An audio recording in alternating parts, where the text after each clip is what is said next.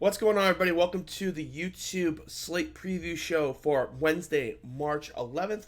Siege here. If you haven't already, please subscribe and like on YouTube. It really does help us out a ton. Greatly appreciate it. And we'll do a promo later in the show to get yourself a chance to win free Fantasy Cruncher Pro. If you missed it, we did the drawings on Monday's show, so you can go back, check that out. It's in the comments, the winners of the free weeks of Fantasy Cruncher Pro. All right, let's do it. We've got 6 games today. I'm still fighting this stupid cough, so I'm going to try to mute the mic. Just kind of a fair warning, if I cough, I apologize in advance because it'll probably be loud. Okay, let's do it. First up, Philly 11-point favorites against Detroit.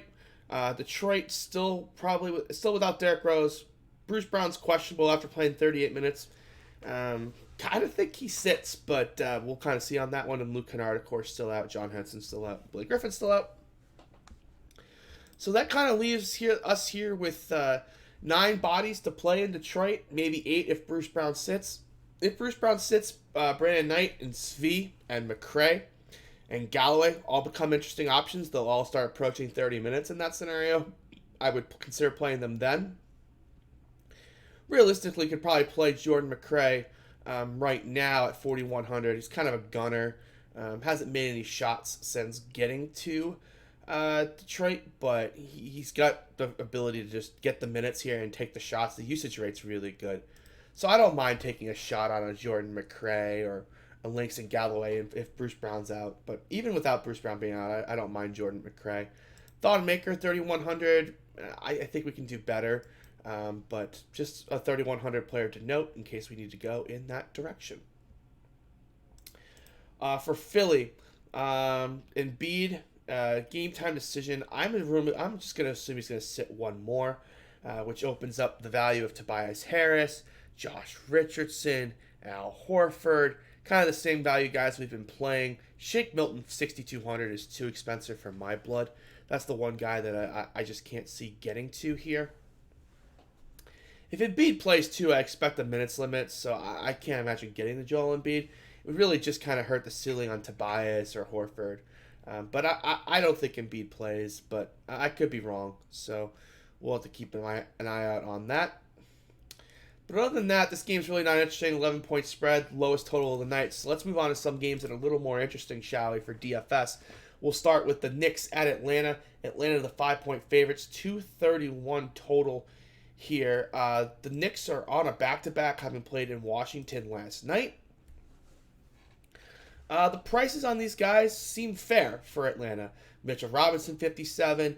Elf Payton, 65. RJ Barrett, 55. There's definitely ceiling potential here for them.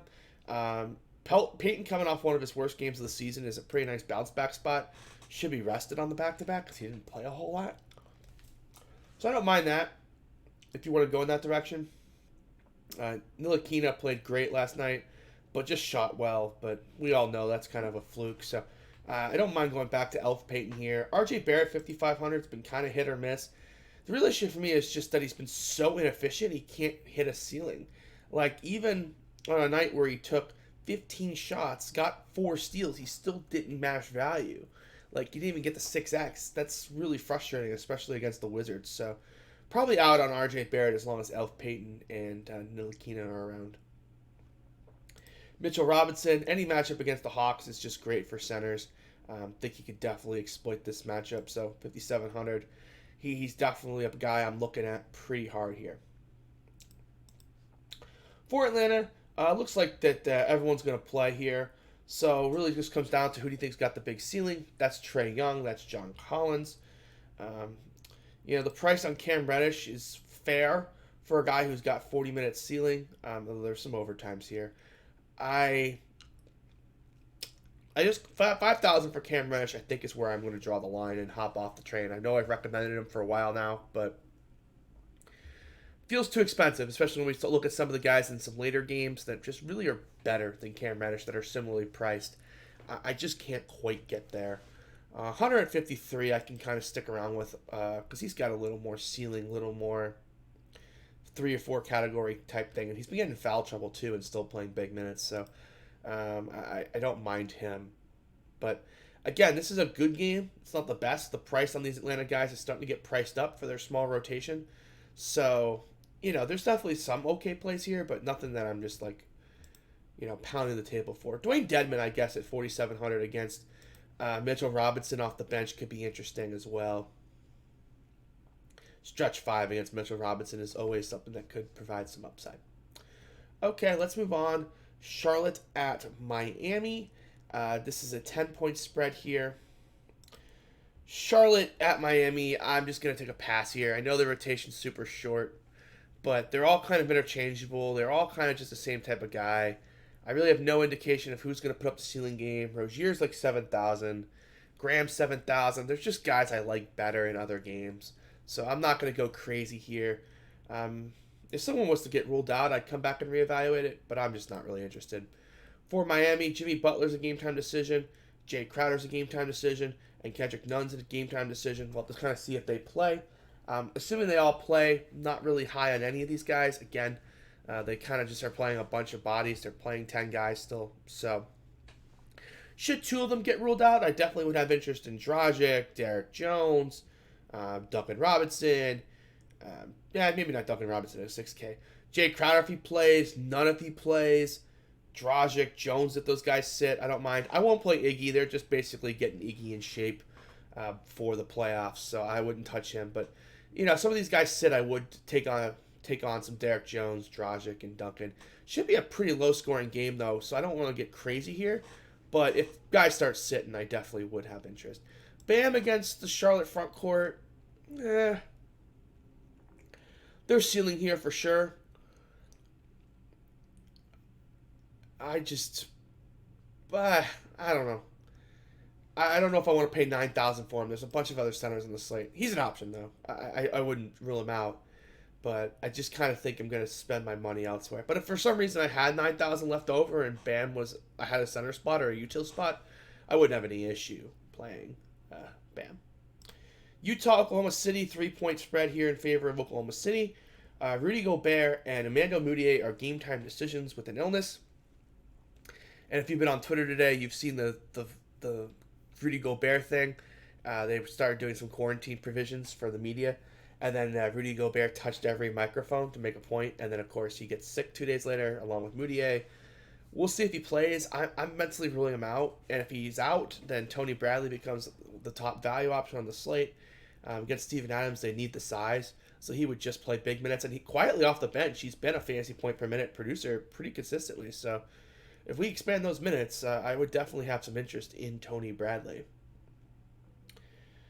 Other than that, though, I've mentioned that Utah's really a team I've been staying away from. They're just kind of doing their thing. There's ceiling potential if someone shoots well, but I just don't know how to project that. So, outside of like randomness and stuff, I'm not going to be getting massive amounts of Utah unless Gobert sits, in which case Tony Bradley gets kind of the lock button treatment for me.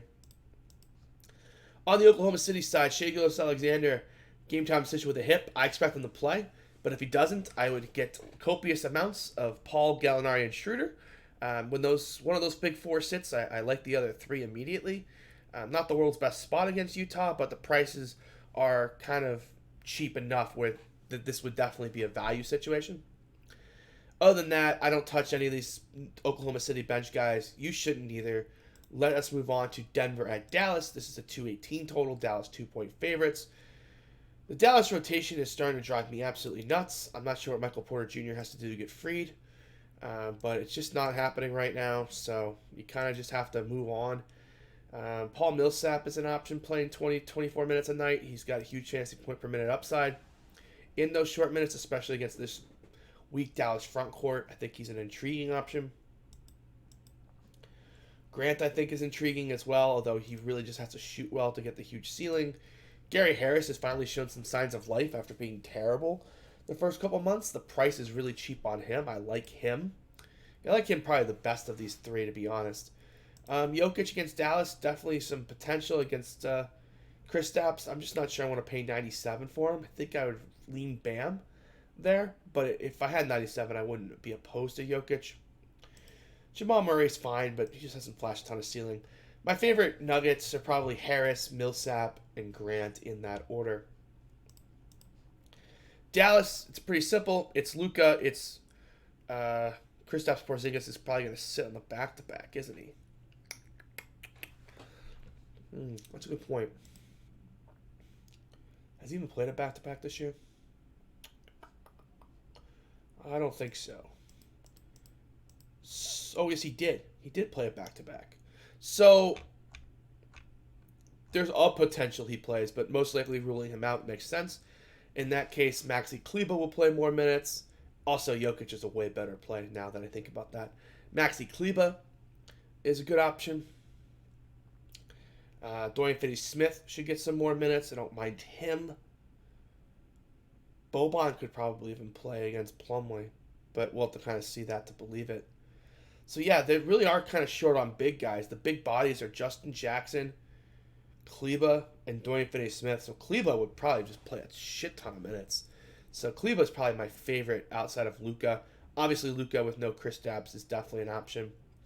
Don't hate Tim Hardaway Jr., but there's just so many other guys on the wing that can play. I don't really want to get married to one of them. So really for me, it's Luka and it's Kleber, and that's kind of... Finney-Smith's okay too. I don't mind going in that direction. He just doesn't really flash a ton of ceiling the whole time. All right, let's move on to the main event. It is New Orleans Pelicans, 1-point favorites at Sacramento. Both these teams are 3 games out of the 8th seed in the West. Pretty simple at this point, especially, given the coronavirus. We don't know how many more regular season games there are going to be. This is kind of all hands on deck situation for these teams. I expect them to play huge minutes. I love Jrue Holiday, Brandon Ingram, and Zion. Lonzo has struggled against De'Aaron Fox his entire career. I don't believe De'Aaron Fox played on that game on the January 4th. Let me double check that. But I am pretty sure he didn't. Oh, he did. Huh. Well, before that game, Lonzo had a very bad record against De'Aaron Fox.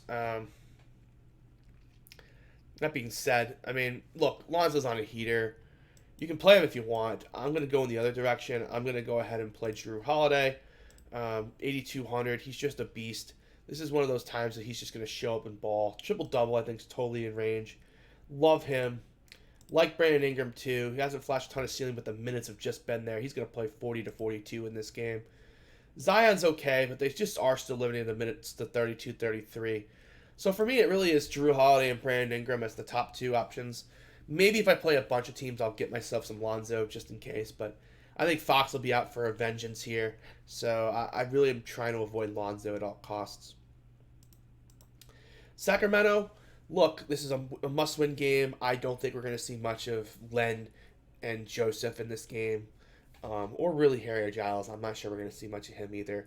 I think this is going to be a lot of the starters. I think we're going to see a ton of Fox, Bogdan, Bielitsa, Hield, Barnes, and Bazemore.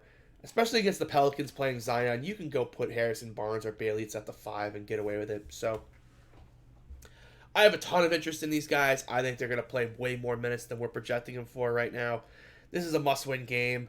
They're on a run. I don't think they're going to try to lose this one. I think they're going to play everyone as many minutes as possible. So this is honestly the game I have the most interest in of the entire 6 on the slate. I think this is the game that has the most playoff implications. I think it's got the highest total. And it makes sense that people are going to play big minutes in these games. So I have a lot of interest in this game. So top studs for me,